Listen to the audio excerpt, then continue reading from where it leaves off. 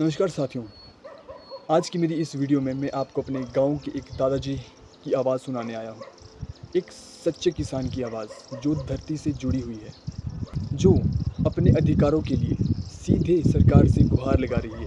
ये कोई शिकायत नहीं बल्कि विनम्र निवेदन है उन लोगों की ओर से जो खेतों में पसीना बहाते हैं और कभी बड़े मंच पर आवाज़ नहीं उठा पाते। वीडियो को अंत तक ज़रूर देखें, समझें। अगर महसूस हो कि इसमें ज़रा सी भी सच्चाई है तो इसे आगे ज़रूर बढ़ाएं। आपका एक शेर आवाज़ बन सकता है उन लोगों की जो आज भी संघर्ष कर रहे हैं, संघर्ष के दौर से गुजर रहे हैं। चलिए सुनते हैं मेरे गांव के दादाजी की एक बात, एक किसान की सच्ची पीड़ा और उम्मीद की पुकार। तो दादाजी के विचार दादाजी के मुंह से सुनते हैं, दादाजी की ज़ुबानी सुनते हैं। तो आप प्लीज़ अपने विचार हमारे सामने रखिए ताकि मेरी जो प्यारी ऑडियंस है वो भी आपकी इन विचारों को सुन करके खुश हो। मैं श्याम भारद्वाज, रिटायर्ड टीचर। मेरा अपना गांव है नौर गांव की बात करें तो माना जाता है कि पांडवों के समय में कभी पांडव यहाँ आए थे। तो पांडवों ने देखा कि कुछ आदमी जो हैं वो बकरियां चरा रहे हैं। उनके मुंह से निकला नर। नर से इस गांव का नाम पड़ा नौर। यानी कि उस वक्त आबादी बड़ी बहुत पतली, कई लोग थे।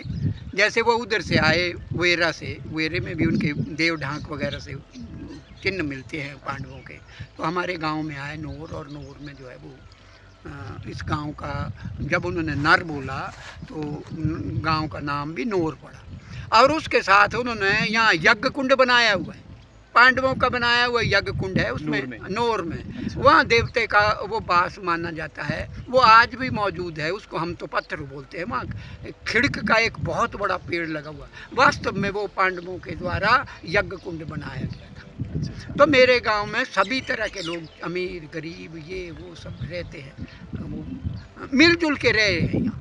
और ये एक ऐसा वो है 210 बीघे का यहाँ क्यार है, यानी कि धान की खेती होती है। उसमें पानी लगता था, बहुत अच्छा टापू माना जाता है। और ये धान के उत्पादन में निर्मंड खंड का एक बहुत ही प्रसिद्ध स्थान है। मैंने सुना था कि आप नूर को रिसर्च सेंटर बनाना चाहते थे है ना? लेकिन अब ऐसा हो नहीं पाया है। तो मैंने भी भारतीय कृषि अनुसंधान परिषद से भी अध्ययन किया है। तो मैंने वहाँ से भी ये देखा कि यहाँ धान की जो है वो रिसर्च की जाए, धान की खेती की जाए और धान की ही फसल जो है वो यहाँ तैयार की जाए। और यहाँ 2 महीने में धान की फसल होती है। अभी आज कितने 24-25 मई हो गई, अभी तक धान की खेती शुरू नहीं की है लोगों ने।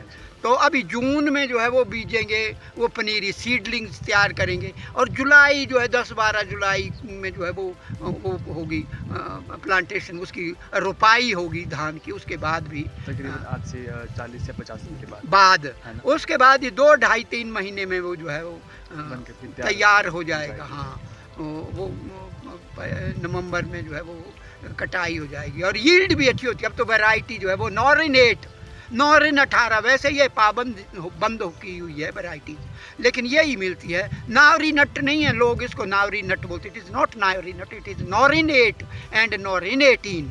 तो ये चाइना से आई हुई वैरायटी पर वो किया हुआ है, रिसर्च करके इंट्रोड्यूस किया था।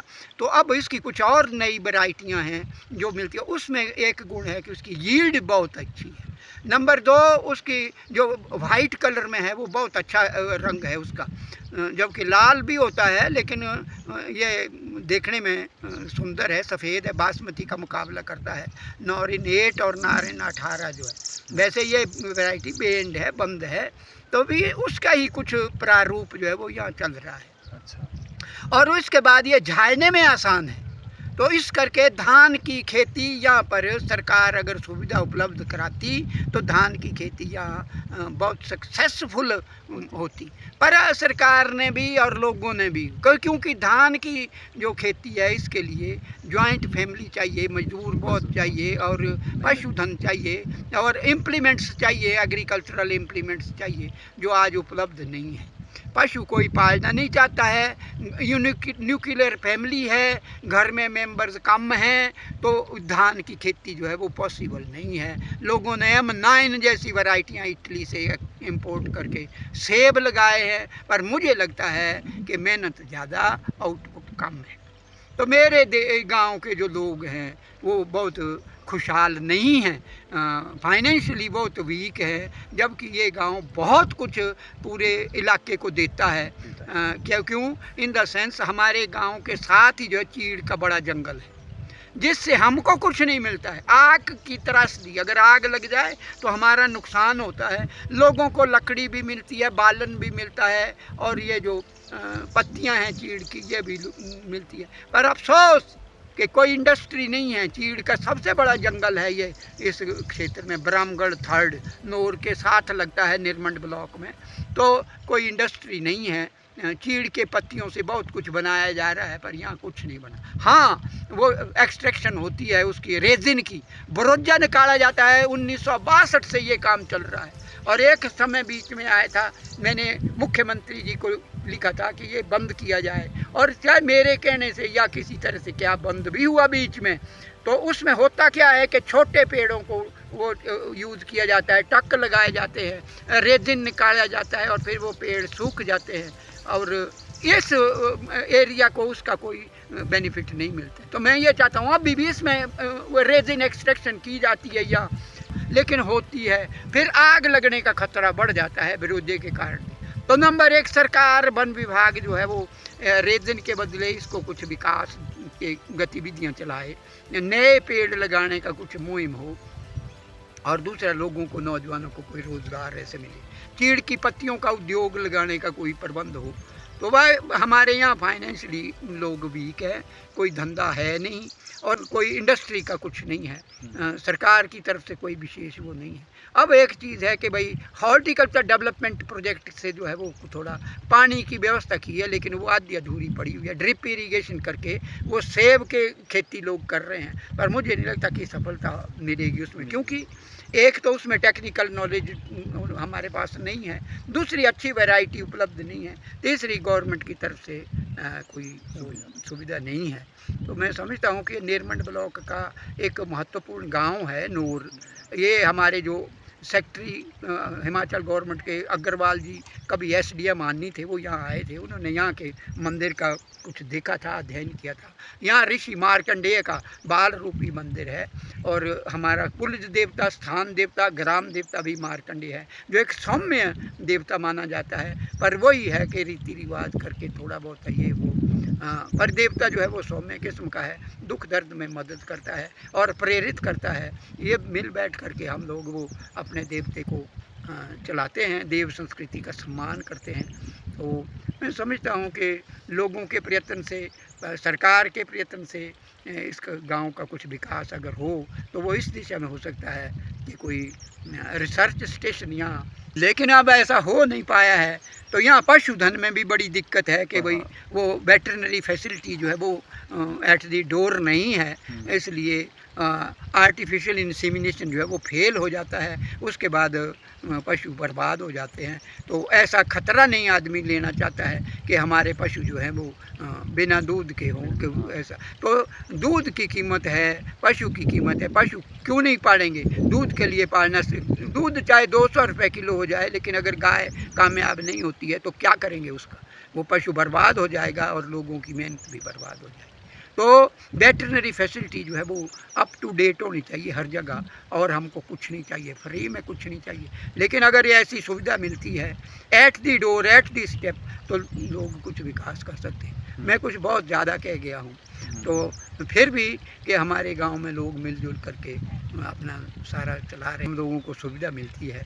तो मैं समझता हूँ कि जो कोई मेरी बात को सुनेगा तो वो मेहनत करने का जज्बा हम में राष्ट्रीय चरित्र और डिग्निटी ऑफ लेबर जो है वो बहुत कम है, उसका विकास हमको स्वयं करना होगा। शिक्षा भी हमारी आज भी मैकाले की ही तर्ज पर चल रही है, इससे शिक्षा का भी कोई विशेष लाभ नहीं।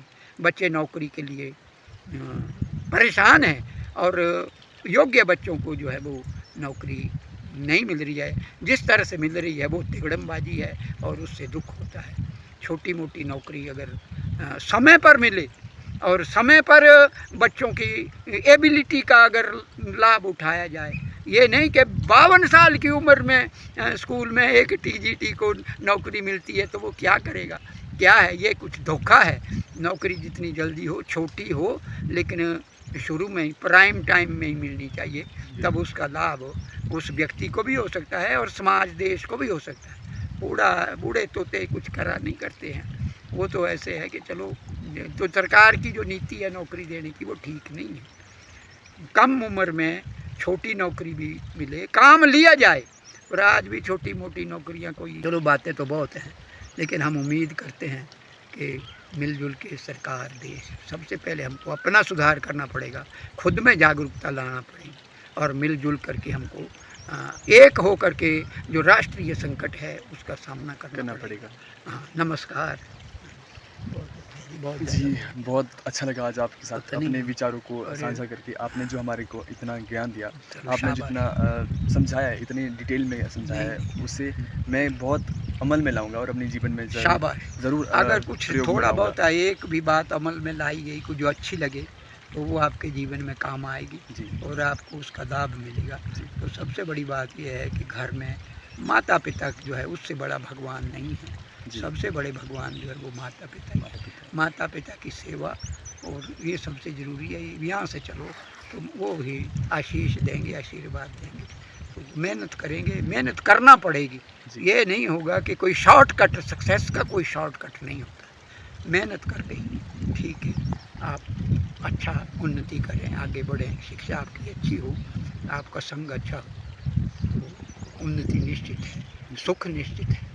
जैसे कि आपने देखा, इस वीडियो में दादाजी ने सरकार से निवेदन किया है कि हमारे गांव में इस तरह के उद्योग लगाए जाए या फिर इस तरह की सुविधाओं को लाया जाए, जिससे हमारे गांव के किसानों और हमारे गांव के बेरोज़गार नौजवानों को रोज़गार मिल सके, उनकी ज़िंदगी में, उनके जीवन में एक ऐसी उम्मीद की रोशनी ला सके जिससे उनका जीवन सफल हो। तो दादाजी ने जो भी इस वीडियो में बात कही, वो ना केवल हमारे दिल को छूती है, बल्कि हमारे गाँव की एक सच्ची तस्वीर को भी दिखाती है। अगर आपको मेरी इस वीडियो में ज़रा सी भी सच्चाई दिखाई दे रही हो, तो प्लीज़ इस वीडियो को शेयर कीजिए, ताकि ये आवाज़ बन सके उन लोगों की जो आज भी संघर्ष कर रहे हैं, संघर्ष के दौर से गुजर रहे हैं। मैंने अपने गांव के दादाजी के साथ जितनी बातें इस वीडियो में करी है, उससे कई ज़्यादा मैंने बातें करी है अपने गांव के जंगलों के बारे में, जो कि मैं आपको अपने आने वाली वीडियो में बताऊँगा।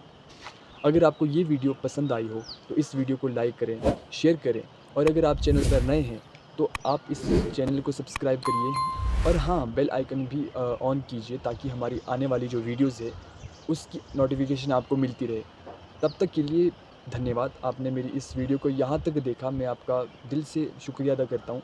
तो बस मिलते हैं आपसे एक दूसरी वीडियो में, तब तक के लिए प्यार भरा नमस्कार।